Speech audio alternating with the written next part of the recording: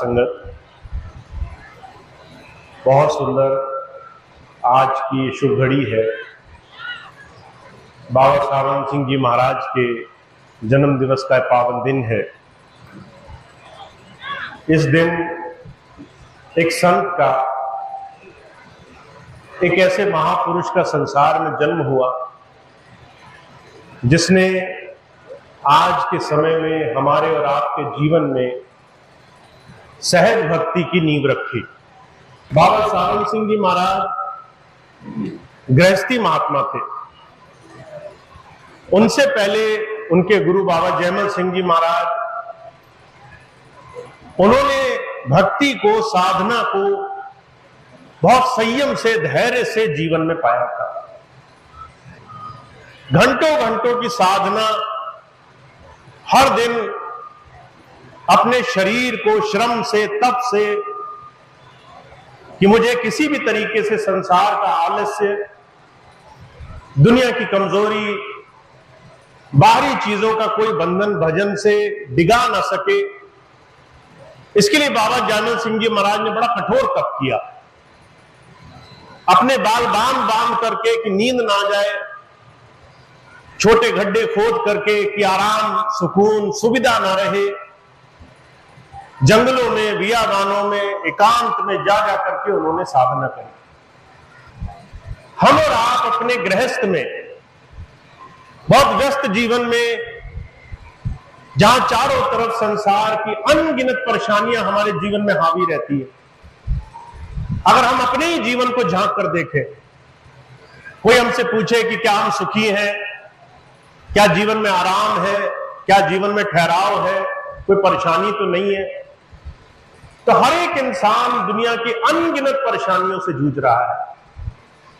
परिवार के दुख अलग, संसार के दुख अलग, धन को लेकर दुख अलग, जहां 24 घंटे हम जूझ रहे हैं संसार में। हम भक्ति कैसे कर पाते, हम साधना कैसे कर पाते, हम उस परमात्मा से कैसे लग पाते? बाबा सावन सिंह जी महाराज ने उसकी नींव रखी। उन्होंने प्रेम भक्ति, उन्होंने सहज भक्ति, उन्होंने सेवा से, सत्संग से लोगों को जोड़ने का साधन बनाया। आज हम और आप जो अपने जीवन में सहज मार्ग पर चलते हैं, स्वामी जी महाराज जो हमें कहते हैं चलते फिरते याद किया करो, जो सेवा का साधन स्वामी जी महाराज देते हैं, जो हमारे जीवन में सत्संग में लग करके अपने मन को बदलने का साधन देते हैं, ये बाबा सावन सिंह जी महाराज की देन है। तो ऐसे महापुरुष का आज हम जन्म दिवस मना रहे हैं, ऐसे महापुरुष को याद कर रहे हैं, ऐसे संत को याद कर रहे हैं जिन्होंने अपने जीवन में हमें और आपको अपने जीवन से भक्ति करने का रास्ता दिया।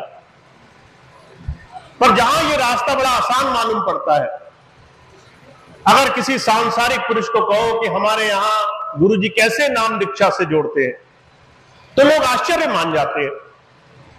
जब किसी को कहो कि भाई कितने घंटे साधना करते हो, और आप कहें कि हमारे स्वामी जी तो कहते हैं चलते फिरते याद कर लिया करो, प्रेम बनाकर रखो, सेवा कर लिया करो, सत्संग से जुड़े रहो, थोड़ा थोड़ा भजन करते रहो, तो सांसारिक लोग इसे बड़ा आश्चर्य की दृष्टि से देखते हैं।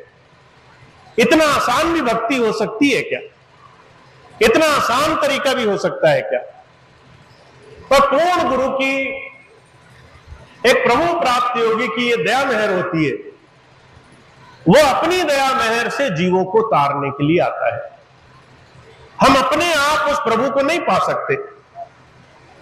जब भी परमात्मा की कृपा होती है, उसकी अपनी ही दया दृष्टि से होती है। हम उसे जानबूझकर जबरदस्ती नहीं खींच सकते, हम उसे अपनी ताकत से अपने पास नहीं बुला सकते। इसलिए सदगुरु की ये दया होती है, वो अपनी दया का दान बख्शते हैं। और उनकी दया जब होती है किसी सहज साधन से, किसी आसान तरीके से, किसी सरल तरीके से ही वो हमें हमारे जीवन में बहुत कुछ सिखाने के लिए आते हैं।